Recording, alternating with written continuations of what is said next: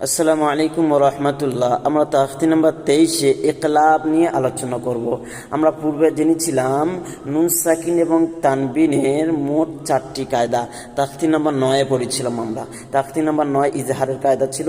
ওই ইজহারের কায়দার মধ্যে আমরা পড়েছিলাম, আপনারা পারলে খুলে দেখে নেন, যে নুন সাকিন এবং তানবিনের মোট 4টি কায়দা। কটি কায়দা?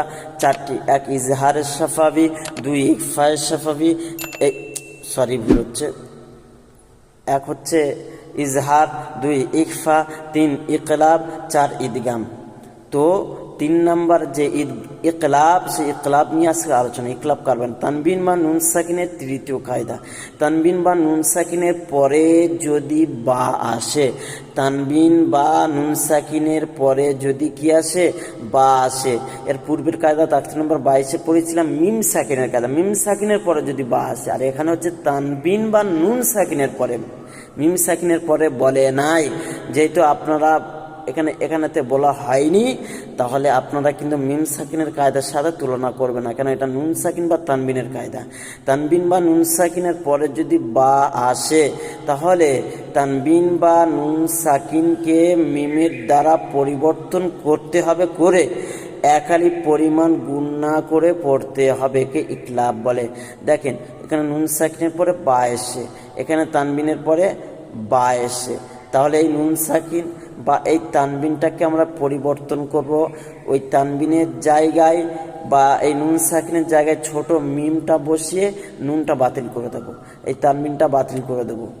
দিয়ে আমরা পড়বো কেমনভাবে, দেখেন, মিম, নুন যাবার পড়বো না, মিম, মিম জাবার মাম, বা জাবার বা মাম, বা খাজের কি মাম, বা খিলাম জাবাল্লা মাম, বা খিলা।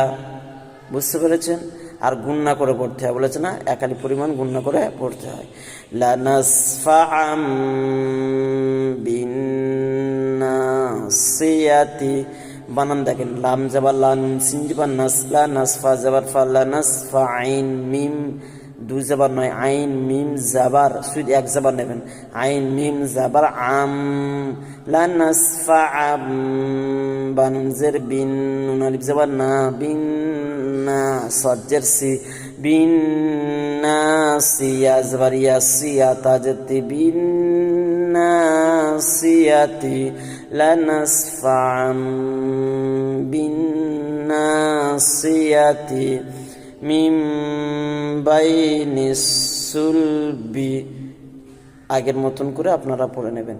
কিরামিম বারারাতিন মিম বা'দি মুতাহহারাতিন বিআইদি সাফারা বিযামবিহিম খাবীরুম বিমা তা'মালুনা সামিউম বাসীরুন কাল্লা লায়ুনবাযান্না আলীমুম বিযাতিস সুদূরি রাজউম বাঈদুন রাসূলুম বিমা লা তাহওয়া। ভালো লাগলে অবশ্যই লাইক করবেন, বন্ধুদের কাছে শেয়ার করেন, এবং নতুন ভাই বোনেরা আমরা যারা এই ভিডিওটা দেখছি সাবস্ক্রাইব করব। আসসালামু আলাইকুম ওয়া রাহমাতুল্লাহি ওয়া বারাকাতুহু।